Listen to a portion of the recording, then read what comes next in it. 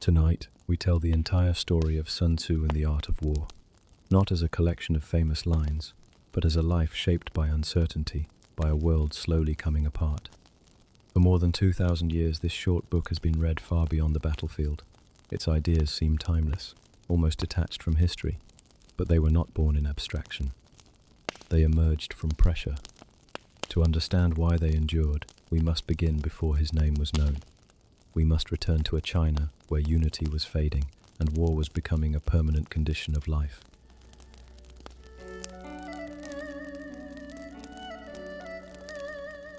We step back more than 25 centuries, to a time when the very idea of China as one nation was already beginning to fray. Picture the broad yellow plains of the north, the wide bends of the Yellow River catching the last copper light of day, smoke rising thin and straight from clustered villages. Somewhere in the distance a bronze bell tolls once, low and deliberate, the sound travelling far across fields still warm from the sun. This is the world just before Sun Tzu, the world that made him necessary. For nearly 300 years the Zhou dynasty had held nominal sway over the central plains. The kings in their capital at Changzhou were called Sons of Heaven, heirs to a mandate granted by the cosmos itself. In theory, their word was law from the western mountains to the eastern sea. In practice, by the time we reach what historians now call the Spring and Autumn period, roughly 770 to 476 BCE, that authority had become little more than a polite fiction. The old feudal bonds, once sealed with oaths and bronze vessels, had loosened. Powerful lords who were supposed to govern in the king's name had grown into something closer to independent rulers. They commanded their own armies, minted their own coins, built their own walled cities. The Zhou court still performed the seasonal sacrifices, still received tribute in name, but the real power had long since slipped into the hands of the regional states. Those states, Qi in the east, Jin in the north, Chu in the south, Qin in the west, Wu and Yue, farther southeast, were no longer content to jostle politely for precedence at royal gatherings. They fought. Year after year, season after season, alliances shifted like clouds before wind. A victory in spring might be reversed by autumn. A marriage sealed with great ceremony could end in ambush before the next harvest. The annals of spring and autumn, the laconic court chronicle that gives the period its name, record raid after raid, siege after siege, often in the same dispassionate tone used to note the ripening of millet or the sighting of a comet. Behind each brief entry lay months of marching men, burned granaries, displaced families sleeping under open sky. War had ceased to be an aristocratic pastime fought between chariot-riding nobles who observed elaborate codes of honor. The old ideal of two lines of chariots meeting at an agreed place, exchanging ritual arrows, then withdrawing, was giving way to something far more ruthless. States now raised armies of thousands, sometimes tens of thousands, drawn from peasant farmers who left their fields in the off-season. Iron weapons began to replace bronze. Crossbows appeared in increasing numbers. Infantry formations grew larger and more disciplined. Victory no longer depended only on personal courage or lineage. It depended on preparation, supply lines, knowledge of the enemy's intent, and above all, the ability to preserve one's own strength while wearing down the opponent's. In this environment, a new figure became indispensable: the strategist, the military advisor who stood beside the ruler, not because of noble birth, but because of insight. These men were often of modest origin, sometimes wanderers who moved from court to court, offering their services. They studied maps drawn on silk or wood, listened to reports from scouts, weighed the morale of troops against the weather and the season. Their advice could mean the difference between a state's survival and its erasure from the map. Rulers listened because they had to. The cost of ignoring good counsel was measured in lost cities, emptied treasuries, and the slow, grinding extinction of a ruling house. So the stage was set. A world of constant pressure, where security could never be taken for granted, where every season brought new threats and new opportunities, a place that rewarded clear thinking over brute strength, foresight over reckless valor. Into this restless landscape, Sometime in the late 6th century BCE, a man named Sun Wu, or, as later generations would call him, Sun Tzu, would quietly step forward. And somewhere, in one of those walled capitals, under the flicker of oil lamps, the first conversations about a new kind of warfare were already beginning.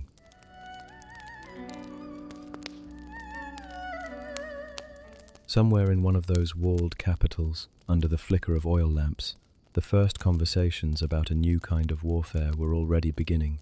One name would eventually rise above the others, not because he shouted loudest, but because what he wrote proved impossible to ignore.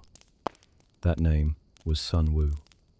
Later ages would honor him as Sun Tzu, Master Sun, yet even the simplest facts about the man himself remain half-lit, like objects seen through morning fog. Historians agree on very little with certainty. The earliest substantial mention of him appears in the records of the Grand Historian, written by Sima Qian around 94 BCE, more than 4 centuries after the events he describes. Sima Qian himself admits that much of what he records comes from oral tradition, scattered anecdotes, and earlier documents now lost. No contemporary inscription, no bronze vessel, no bamboo slip from Sun Wu's own lifetime names him directly. What survives is a handful of references pieced together long after the fact, and even those carry question marks. His personal name was almost certainly Sun Wu. In the naming conventions of the time, Sun was the family surname, quite common in the states of the East and Northeast. Wu was his given name, a straightforward character meaning military or martial. Nothing especially remarkable. Their many men of his era carried names that reflected hopes for strength or success in a dangerous world. The honorific Tzu, or Zi, in modern pinyin, was added later, the same way Confucius was called Kong Zi and Mencius Meng Zi. It simply means master, a title of respect given to teachers and thinkers. So Sun Tzu is not a birth name. It is a form of address that became standard centuries after his death. Where he came from is the first real point of disagreement. 2 places are most often named. The first is the state of Qi on the Shandong Peninsula, a wealthy, sophisticated realm famous for its scholars, salt merchants, and large population. Several later traditions place Sun Wu's birth there, perhaps because Qi produced so many wandering strategists who travelled to other courts seeking employment. The second candidate is Wu itself, the southeastern kingdom where he eventually found fame. Some accounts suggest he was a native son who rose through local ranks before presenting himself to the king. A few even claim a minor noble lineage in Wu or a nearby area. Neither claim has hard proof. Archaeological finds and surviving texts from the period mention no Sun Wu in official rosters or genealogies. Both possibilities remain plausible reconstructions rather than established fact. What historians can say with more confidence is when he likely lived. The key events tied to his name, the audience with King Helu of Wu, and the subsequent campaigns against Chu cluster around 512 to 506 BCE. That places his active years in the late spring and autumn period, probably born sometime between 545 and 520 BCE. Even that range is an educated estimate, drawn backward from the one period when his story briefly intersects with datable history. About his early life, almost nothing is recorded directly. If he grew up in Qi, he would have walked streets lined with workshops producing lacquerware and fine textiles, heard the accents of traders from as far as the Yangtze Delta. Qi maintained one of the larger standing armies of the era and supported an academy where military topics were discussed alongside ritual and music.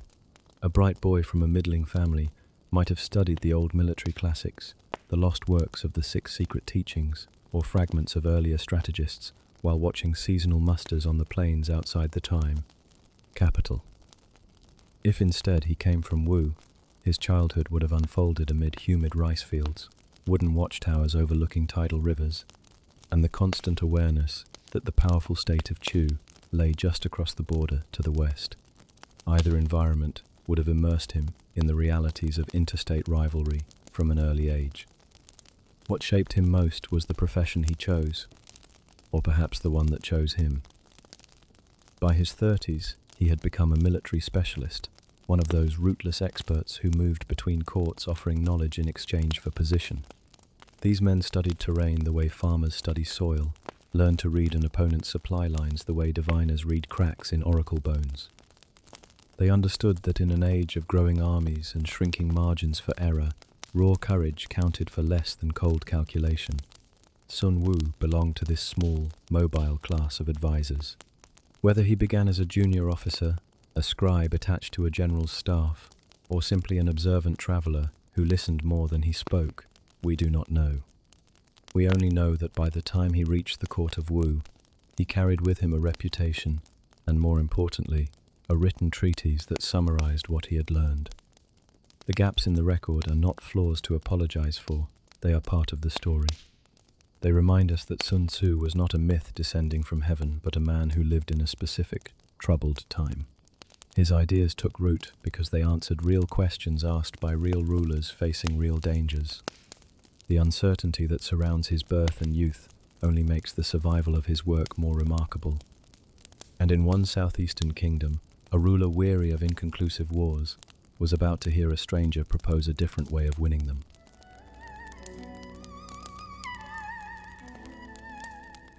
And in one southeastern kingdom, a ruler weary of inconclusive wars was about to hear a stranger propose a different way of winning them.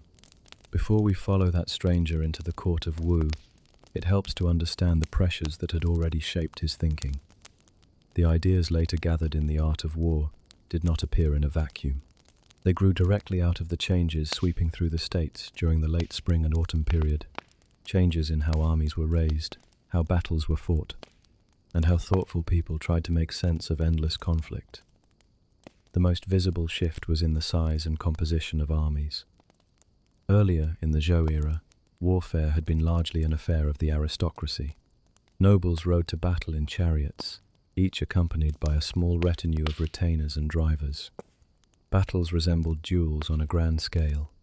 Lines of chariots would charge, nobles would exchange challenges and arrows, and the day would be decided by individual valor and the fortunes of a few prominent families. By the 6th century BCE, that model was collapsing under its own weight. States needed to field forces large enough to besiege walled cities, hold long frontiers, or campaign across hundreds of miles of rough country. A few hundred chariots could no longer decide the fate of a kingdom. Rulers turned instead to the peasantry. Seasonal levies grew into something closer to standing armies. Farmers were conscripted for months at a time, trained to fight in dense infantry formations, and equipped with standardized weapons, spears, swords, and especially the crossbow, whose mechanical power allowed even an ordinary soldier to pierce armor at range. Iron tools and weapons became more common, making equipment cheaper and more widely available. Logistics followed. Supply trains stretched longer, granaries had to be built and guarded, roads and canals improved to move food and men. War had become an industrial-scale enterprise. A general who could feed 10,000 men through winter could outlast an opponent who could not. Alongside these larger forces came new ways of fighting. Brute frontal assaults still happened, but they were increasingly seen as wasteful. Commanders learned to value maneuver flanking marches, feigned retreats, ambushes in narrow passes. Terrain became a weapon in itself. Rivers could be used to split an enemy column. Hills could hide reserves. Forests could swallow scouts. Deception grew more systematic. False camps, dummy troops, planted rumors, all were tools to mislead an opponent about strength, position, or intent. Spies multiplied. Agents moved through markets and border towns gathering fragments of news. Grain prices rising in the enemy capital, a certain general recalled to court, a river running low enough to ford.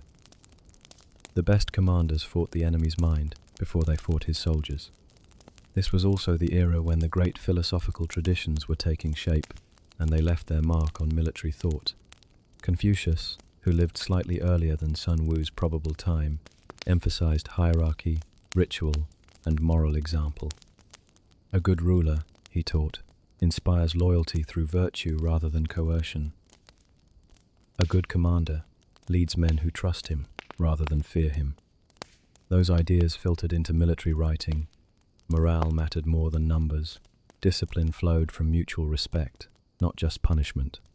At the same time, early Taoist currents, less organized than later Taoism, but already present, stressed alignment with natural patterns.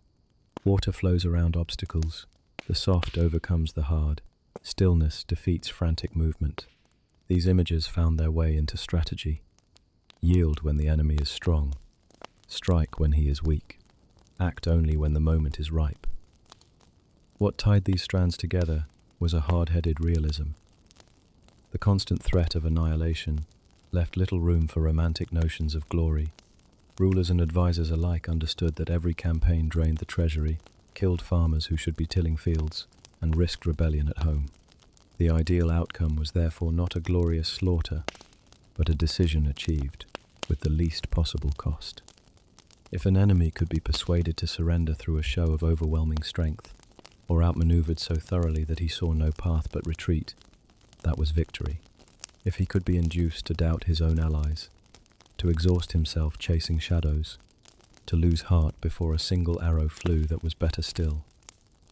The highest form of generalship became the one that won without fighting at all, subduing the enemy's strategy, breaking his alliances, undermining his will. These were the conditions that formed Sun Wu's mind. He did not invent deception, maneuver, intelligence, or the preference for bloodless success. He saw them working, imperfectly, in the campaigns around him. He watched states rise and fall because of them, or because they ignored them. What he did was distill those hard-won lessons into clear principles, stripped of ornament, ready to be applied by any ruler willing to listen. In the humid lowlands of Wu, a king impatient for decisive results would soon test whether those principles could be turned into action.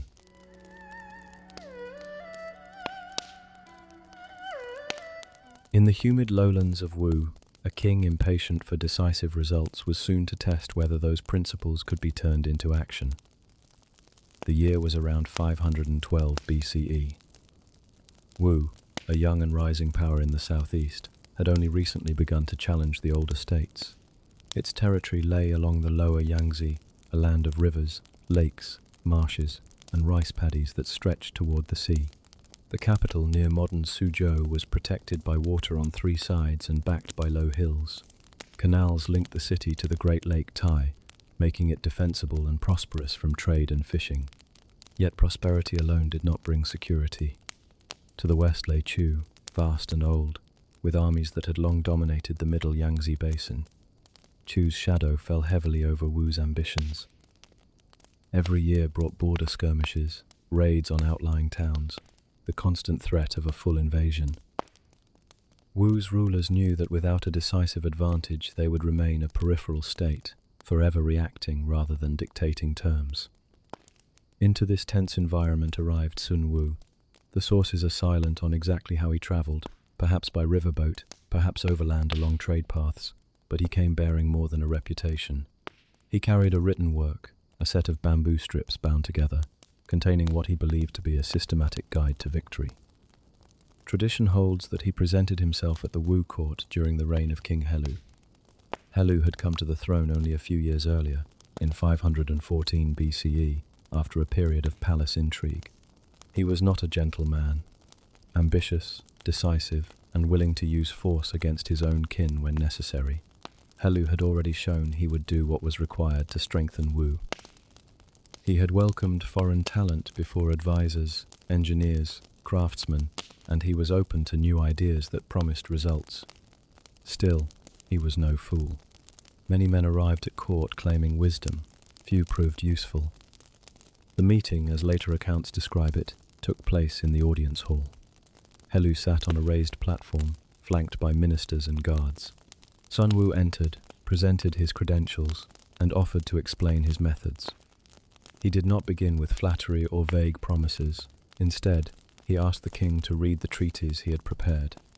Helu agreed, perhaps more out of curiosity than conviction. The text was short 13 chapters, but dense with observations drawn from real campaigns. It spoke of knowing oneself and the enemy, of using terrain, of the importance of speed and deception, of winning without prolonged fighting. Helu read, or had it read to him, and listened as Sun Wu elaborated on the main points. The king was impressed by the clarity, but not yet convinced. Words on bamboo were one thing, results were another. He questioned Sun Wu closely. Could these ideas really be applied? Was the author merely repeating what others had said, or did he have something new? Sun Wu answered steadily. He argued that warfare was governed by constant principles, not chance or divine favor. A commander who understood those principles could control outcomes more reliably than one who relied on numbers or bravery alone. Helu pressed further. If the methods were so reliable, why had no one used them to crush Chu already? Sun Wu replied that many had tried partial versions of the same ideas, but few had followed them completely or at the right moment. Execution mattered as much as theory. Skepticism lingered. Helu had heard similar claims before. Advisors often spoke grandly until the moment came to risk lives and treasure. He wanted proof that Sun Wu could translate his words into practice. The king was not interested in another theoretician. He needed a general who could deliver victories against a stronger neighbor. Sun Wu sensed the doubt. According to the most detailed version of the story, preserved in Sima Qian's biography, he proposed a demonstration. Not on the battlefield yet, but in a controlled setting. He asked permission to train a group of palace women, the king's own concubines, and show that even untrained people could be made to obey complex orders through discipline and clear command. If he succeeded with them, the king could trust him with real troops. Helu laughed at the suggestion. It sounded absurd, perfumed ladies in silk robes drilling like soldiers, but he was intrigued enough to grant permission. Perhaps he saw it as harmless entertainment. Perhaps he genuinely wanted to see whether this stranger's confidence held up under scrutiny. He summoned 2 of his favorite concubines to act as unit commanders and told Sun Wu to proceed. The demonstration would take place the next day in the palace grounds. Sun Wu accepted without hesitation. He understood what the king did not yet grasp. The test was not really about the women. It was about whether a leader could impose order where none existed before, whether instructions could be made unmistakable, whether disobedience could be corrected without losing control of the whole. The outcome would decide whether his treatise remained a curiosity on the king's table or became the foundation of Wu's military revival. As the sun set over the canals of the capital, preparations began for an unusual drill. The palace women gathered their robes, uncertain what tomorrow would bring, while the stranger from afar reviewed his notes under lamplight. Knowing this small exercise could determine the fate of his ideas, and perhaps the fate of Wu itself.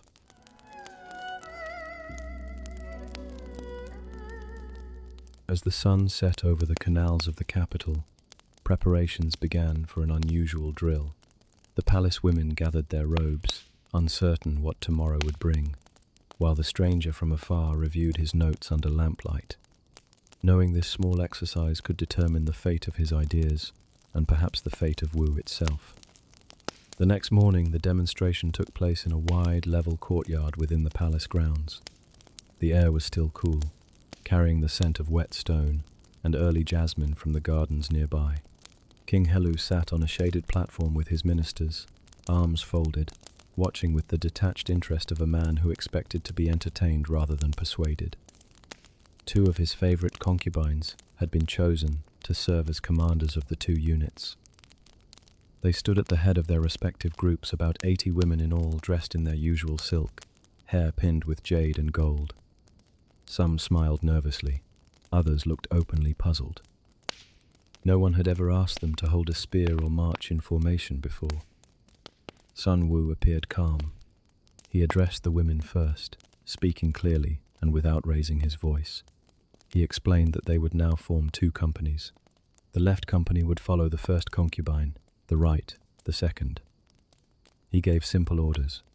Face forward, stand straight, listen for commands. Then he demonstrated the basic signals: advance, halt, turn left, turn right, using only his hands and a few words. He repeated them until he was sure everyone understood. When the women nodded, he stepped back and gave the first command. Left company, face right.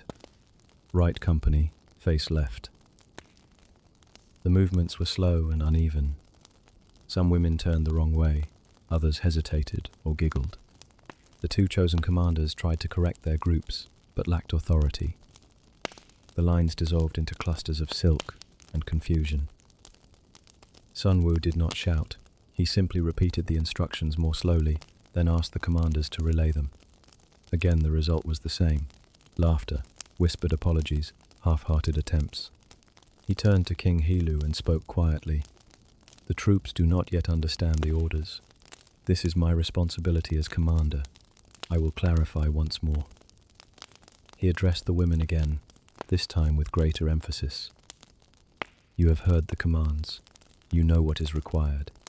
From this moment, failure to obey is not ignorance, it is disobedience. Disobedience in the field costs lives. Here it will cost only what the king permits.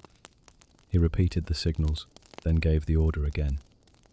The second attempt was slightly better, but still ragged. A few women moved correctly, most did not. The two concubine commanders looked flustered, one even covering her mouth to hide a smile. Sun Tzu's expression did not change. He walked to the front, faced the king, and said, "The fault lies with the commanders. They have not enforced the orders." He then asked the king's permission to execute the two women in charge, as an example of what happens when leaders fail to maintain discipline. Helu, perhaps thinking it a bluff or a dramatic gesture, gave a curt nod. He may have assumed Sun Tzu would back down. Sun Tzu did not. He ordered the palace guards to remove the two concubines from their positions and carry out the sentence immediately. The women were led away. The courtyard fell silent, except for the soft sound of silk brushing stone and the distant call of a bird. The remaining women stood frozen, eyes wide. No one laughed now. Sun Tzu appointed two new commanders from the ranks, ordinary palace women who had shown no particular distinction, and repeated the drill from the beginning. This time the orders were followed precisely. The lines formed, turned, advanced, halted. The movements were not perfect, but they were uniform and prompt. Fear had sharpened attention. Clarity had removed excuses. When the demonstration ended, Sun Tzu faced the king again. The troops are now ready to receive and obey orders. They understand that commands must be followed without question, and that leaders bear responsibility for their execution. If your majesty will grant me real soldiers, I will produce the same result on the battlefield. Helu sat motionless for a long moment. The episode had been shocking, not because of cruelty he had seen far worse, but because it revealed something fundamental. Discipline was not natural. It had to be imposed. Clear instructions, repeated until understood, backed by consequences that no one could ignore. These were the foundations of control. The women had not been chosen for their military talent. They had been chosen precisely because they had none. If Sun Tzu could turn them into a functioning unit, he could do the same with hardened troops who already knew how to fight. The test had not been about the concubines at all. It had been about whether authority could be established quickly and completely, whether a commander could demand obedience without endless negotiation. Helu rose, signaled the end of the session, and spoke briefly to his ministers. Then he turned to Sun Tzu. "You have shown what you can do with palace women. Now show me what you can do with my army." The stranger was appointed a general, given command of part of Wu's forces, and charged with preparing them for the long-contemplated campaign against Chu. The courtyard emptied slowly. The surviving women returned to their quarters in silence, carrying with them a lesson they would never forget. Sun Tzu walked away carrying something rarer, the king's trust. And with that trust secured, the real work of applying his principles could finally begin.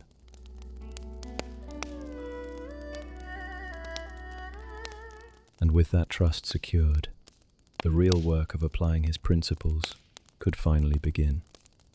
Sun Tzu did not waste time. Once appointed general, he set about reorganizing the forces under his command. Wu's army was already respectable, perhaps 30 to 40,000 men when fully mobilized. But it lacked the cohesion and flexibility needed for a major campaign against Chu. Chu, by contrast, was one of the largest and oldest states in the realm, with a population several times that of Wu, extensive territory, and a long military tradition. Its capital at Ying lay deep in the middle Yangtze Valley, protected by distance, rivers, and a network of fortified cities. Chu had repeatedly humbled its neighbors. Defeating it would require more than courage or numbers. The decisive phase of Sun Wu's service began around 506 BCE. King Helu, encouraged by earlier border successes and eager to break Chu's dominance, authorized a full invasion. Sun Wu shared command with Wu Zixu, a brilliant but more conventional officer who had fled Chu years earlier after his family was executed by the Chu court. Wu Zixu brought intimate knowledge of Chu's internal politics, court factions, and vulnerable points. Sun Wu brought the systematic approach that turned knowledge into decisive action. Together they planned a campaign that would cover hundreds of miles and last several months. The invasion started in the autumn, when rivers were lower and roads drier. Instead of marching straight west along the most obvious route which Chu would expect and heavily defend, Sun Wu proposed a deceptive approach. He divided the army into smaller, mobile columns that advanced on separate paths, converging only at key moments. Scouts moved far ahead, gathering information on Chu troop dispositions, supply depots, and local sentiment. False reports were spread through merchants and captured Chu patrols. Wu's main force was said to be delayed by floods, or marching north instead of west. Chu commanders, receiving conflicting intelligence, hesitated and dispersed their reserves to cover multiple threats. When contact finally came, Sun Wu avoided large pitched battles whenever possible. He struck at isolated garrisons, cut supply lines, burned granaries, and withdrew before Chu could concentrate superior numbers. Speed was essential. His columns moved light, living off the land when necessary, forcing Chu's slower, heavier army to chase shadows. At one point, after a successful raid on a major supply center, Sun Wu ordered a deliberate retreat, drawing Chu pursuers into a narrow valley where ambush parties waited on the heights. The Chu force suffered heavy losses in the confusion. Many drowned trying to cross a swollen stream under arrow fire. Yet Sun Wu did not press the advantage into a slaughter. He broke off the pursuit, allowing the survivors to limp back and spread fear rather than rally for revenge. This pattern repeated across the campaign. Deception kept Chu off balance. Rapid movement prevented them from bringing their full strength to bear. Accurate intelligence gathered by agents embedded in Chu towns allowed Wu to strike where the enemy was weakest. Morale in the Wu ranks held steady because casualties remained low compared to the damage inflicted. Soldiers saw that their general preferred cleverness to bloodshed. A quick victory with minimal losses was worth more than a heroic but costly stand. The campaign reached its climax in 506 BCE when Wu forces, after months of maneuver, approached the Chu capital at Ying. Chu King Zhao had fled south, leaving the city to its fate. Rather than storm the walls in a bloody siege, Sun Wu and Wu Zixu used psychological pressure. They paraded captured Chu nobles before the defenders, broadcast offers of safe conduct for those who surrendered, and demonstrated overwhelming strength by controlling the surrounding countryside. The city gates opened without a final assault. Ying fell with surprisingly little destruction. King Zhao escaped across the Yangtze, but his authority was shattered. Chu never fully recovered its former dominance in the region. Wu had achieved what few thought possible. A smaller state had humbled a giant through strategy rather than sheer force. Sun Wu's role in the victory was acknowledged by contemporaries, though he received no lavish titles or monuments. His reward was quieter, the knowledge that his methods had worked on the largest scale, yet attempted. Not every engagement was flawless. Chu's vast size allowed it to absorb losses and regroup. Wu's gains proved temporary. Within a few years, Chu would recover under new leadership. Yet the 506 campaign stood as proof that Sun Wu was no armchair theorist. He had taken the principles from his bamboo strips. Know the enemy and yourself. Use speed and surprise. Strike at weaknesses.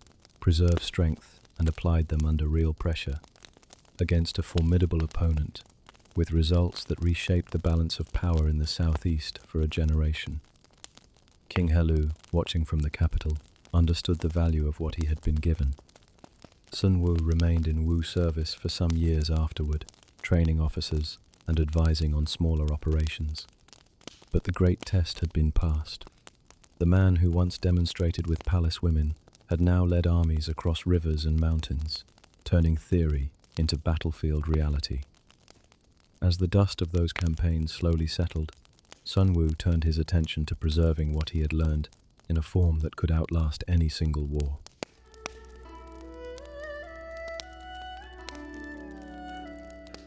As the dust of those campaigns slowly settled, Sun Wu turned his attention to preserving what he had learned in a form that could outlast any single war. The writing of the art of war most likely took place during or shortly after the great campaign against Chu, in the years around 506, 500 BCE.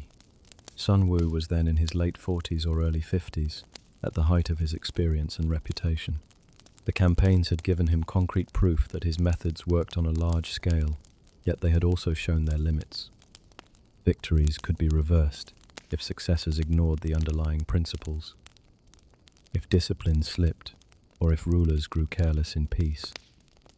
He understood that oral teaching and battlefield example were fragile.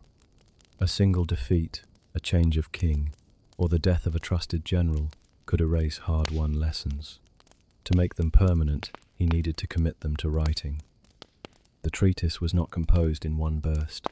It grew from notes he had kept over years, observations from smaller engagements, reflections on failures he had witnessed in other states, conversations with fellow strategists, and the hard data of supply requirements, march distances, and troop morale under different conditions. By the time he sat down to organize it, the material had already been tested.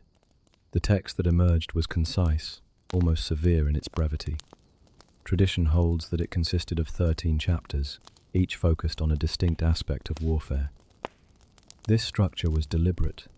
13 was a practical number, neither too few to cover essentials, nor so many as to dilute focus. The chapters could be copied onto bamboo strips, rolled into a compact bundle, and carried by a general or studied by a ruler's advisors without overwhelming them. The chapters follow a logical progression. The opening one, laying plans, sets out the 5 constant factors: moral law, heaven, weather and seasons, earth terrain, commander, and method and discipline, and the 7 calculations used to compare opposing forces before any campaign begins. It establishes that war is a matter of calculation, not emotion or fate. Subsequent chapters build on this foundation. Waging war examines the economic costs and the need for quick decisions. Attack by stratagem argues for subduing the enemy without fighting whenever possible. Tactical dispositions discusses defensive and offensive positioning. Energy explains how to create and direct momentum through direct and indirect methods. Weak points and strong teaches how to find and exploit vulnerabilities. Maneuvering covers the difficulties of moving large forces and the value of deception in movement. Variation in tactics warns against rigid adherence to rules when circumstances change. The army on the march analyzes enemy behavior from camp signs and terrain features. Terrain classifies different ground types and how to use or avoid them.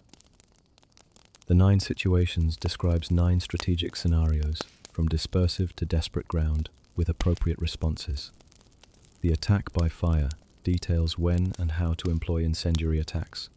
And the final chapter, the use of spies, emphasizes intelligence as the decisive advantage, outlining 5 kinds of agents and the necessity of rewarding them well. 4 ideas run through the entire work like threads in silk.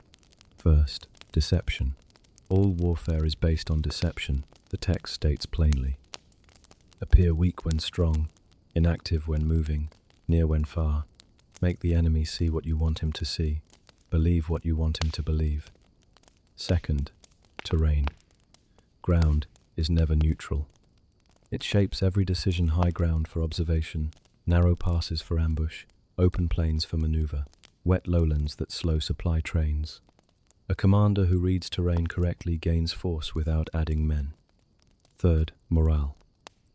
An army fights best when its soldiers trust their leader, understand the plan, and see victory as possible. Exhaust them with needless marches, confuse them with unclear orders, or waste their lives in hopeless assaults, and even superior numbers become worthless. Fourth, intelligence. Know the enemy, know yourself, and in 100 battles you will never be in peril. Spies, scouts, interrogations, rumors carefully planted. These are the eyes and ears that turn uncertainty into advantage.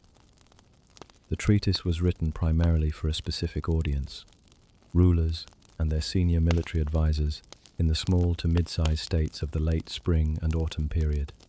These were men like King Helu, ambitious but resource-constrained, facing larger neighbors, unable to afford prolonged wars of attrition. Sun Tzu did not write for common soldiers or for posterity in a broad sense. He wrote for decision-makers who needed to win decisively, yet cheaply, who had to preserve their state's strength for the next crisis. The language is direct, addressed to someone who holds real power and bears real responsibility. There are no flowery metaphors or moral lectures beyond the practical need for discipline and humanity toward one's own troops. The tone assumes the reader already understands that war is a grim necessity. The goal is to make it less wasteful. In its original form, The Art of War was probably not a public document. Copies would have been limited, guarded within the Wu royal archives or carried by trusted generals. Sun Tzu may have presented it to Helu as a personal manual, a companion to the campaigns they had already fought together. Yet even in that narrow beginning, the ideas were universal enough to survive the man who first set them down. Years later, when Sun Tzu withdrew from active service, the bamboo strips remained behind, quiet, unadorned, waiting for the next reader who recognized their value. And in the centuries that followed, those strips would be copied, commented on, and carried far beyond the borders of Wu.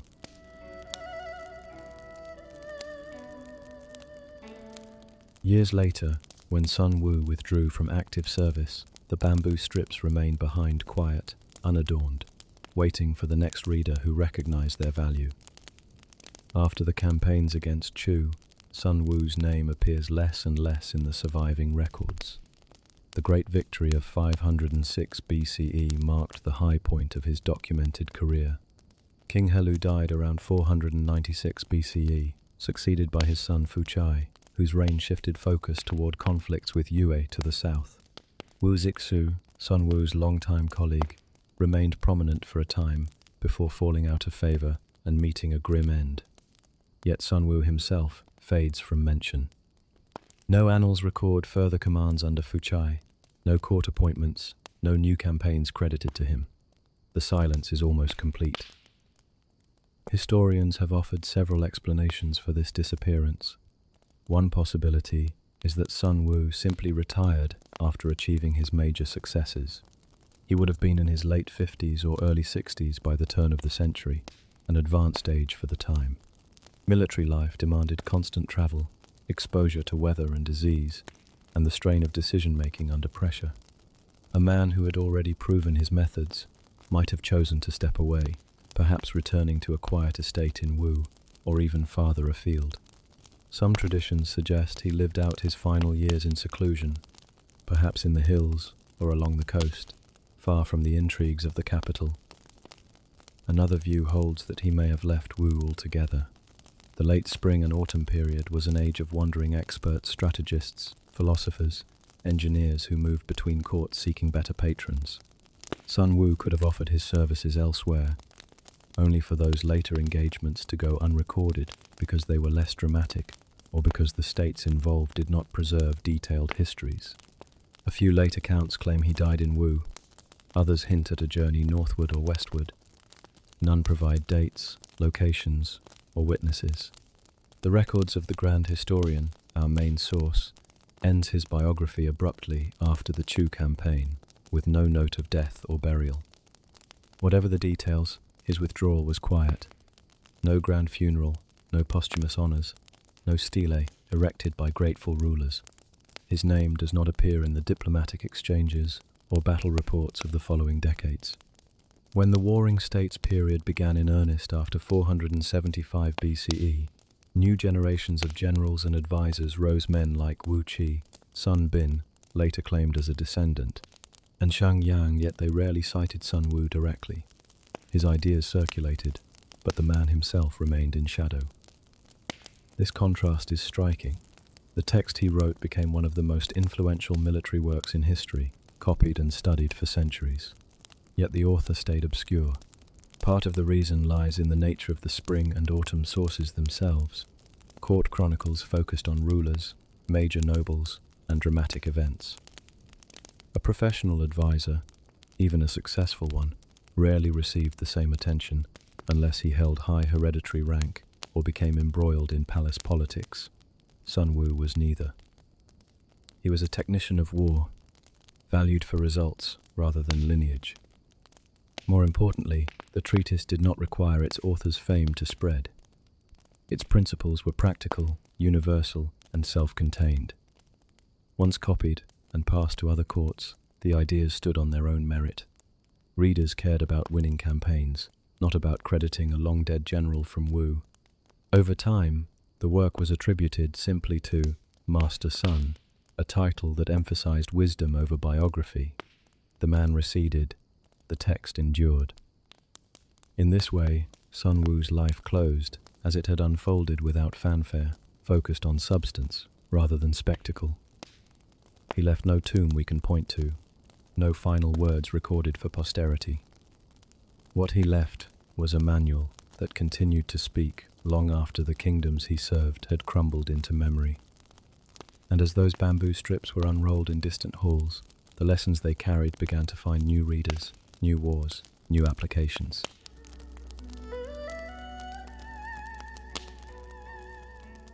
And as those bamboo strips were unrolled in distant halls, the lessons they carried began to find new readers, new wars, new applications.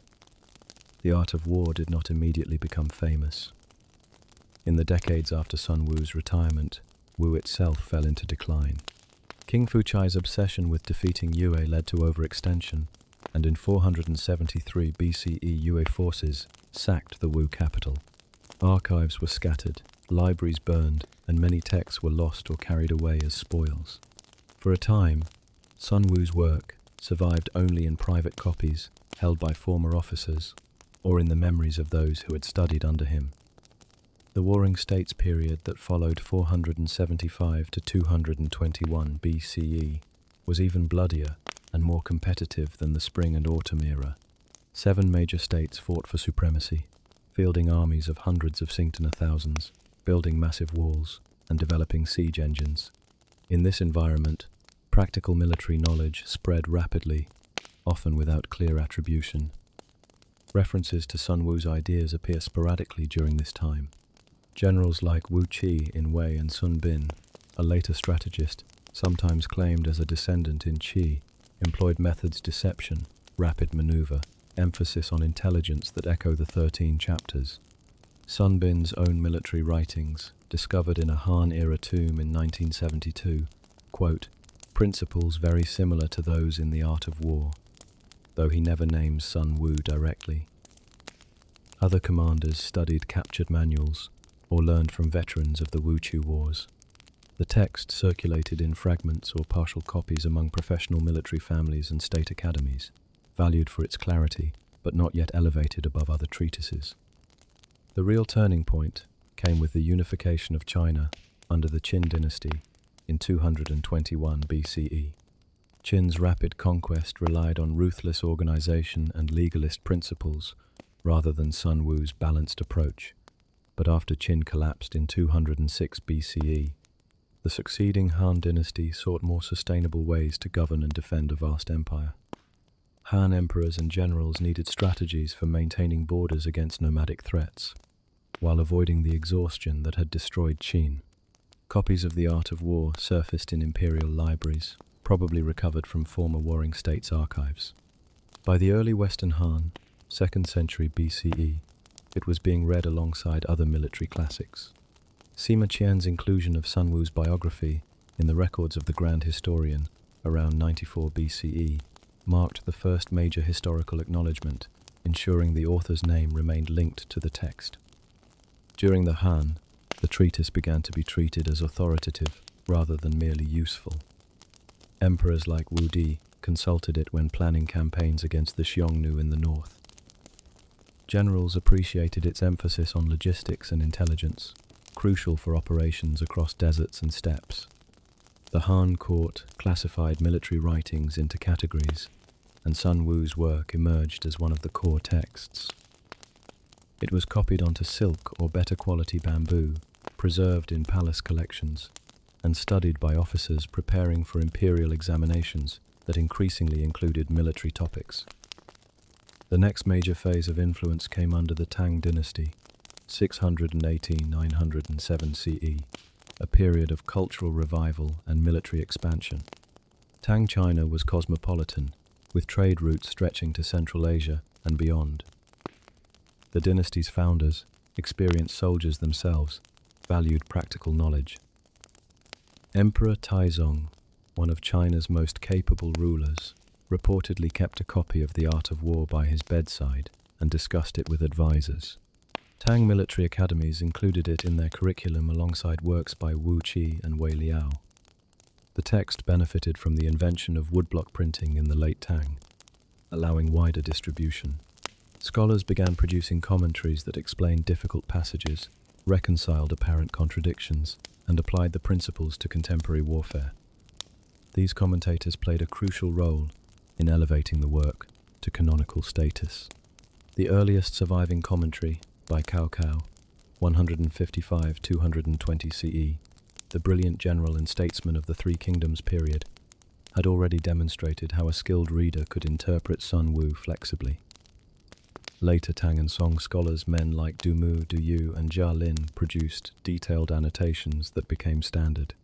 By the 11th century, under the Northern Song, Emperor Huizong ordered the compilation of the 7 military classics, a definitive collection that placed the art of war at the very top. Inclusion in this set transformed it from one useful manual among many into required reading for any educated officer. The imperial examination system for military candidates tested knowledge of these classics, ensuring generations of commanders knew the text by heart. The Song dynasty, 961–279 CE, further cemented its status. Despite Song's reputation for cultural rather than martial achievement, the threat from northern nomads forced constant military reform. Officials like Zheng Gongliang incorporated Sun Wu's ideas into new training manuals and fortifications. Printing technology improved, making annotated editions affordable for private scholars. The text was no longer confined to state archives. Literati families owned copies, and merchants sold them in book markets. By the Ming 1368–1644 and Qing 1644–1912 dynasties, the art of war had become unquestioned canon. Ming generals used it during defenses against Japanese pirates and Mongol raids. Qing emperors, though Manchu conquerors themselves, mandated its study in the banner armies. Commentaries multiplied over a dozen major ones by the Qing era, each adding layers of interpretation while preserving the core text. What began as a private manual for a southeastern king had, over 1,000 years, become part of China's intellectual foundation. Its rise was gradual, driven not by royal proclamation, but by repeated proof of usefulness across changing eras. Rulers and generals kept returning to it because it addressed enduring problems. How to win without destroying one's own state. How to manage limited resources against stronger foes. How to turn knowledge into power. By the time it reached canonical status, few remembered the obscure advisor from Wu who had first set the words down. The text had outgrown its author, as all true classics do. And from China's imperial libraries, those words would soon travel even farther across oceans and centuries, into worlds Sun Wu could never have imagined.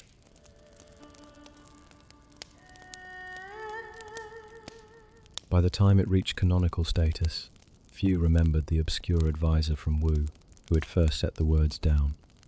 The text had outgrown its author, as all true classics do. And from China's imperial libraries, those words would soon travel even farther across oceans and centuries, into worlds Sun Tzu could never have imagined. One of the first places the art of war found a new home outside China was Japan. During the Tang dynasty, Japanese envoys and monks brought Chinese texts back to their islands as part of cultural exchanges. Military classics arrived among Confucian writings and Buddhist sutras. By the Kamakura period, 1185–1333, when samurai culture took shape, Sun Tzu's ideas were already circulating among warrior families. The emphasis on preparation, deception, and winning without unnecessary combat resonated deeply with Bushido ideals. Samurai valued decisive action over prolonged slaughter. A well-timed ambush, or a show of overwhelming force that prompted surrender, preserved honor and resources alike. Japanese warlords studied the text during the Sengoku period, 1467–1603, the era of warring states that mirrored China's own centuries earlier. Oda Nobunaga, Toyotomi Hideyoshi, and Tokugawa Ieyasu, all three unifiers of Japan, are said to have consulted it when planning campaigns.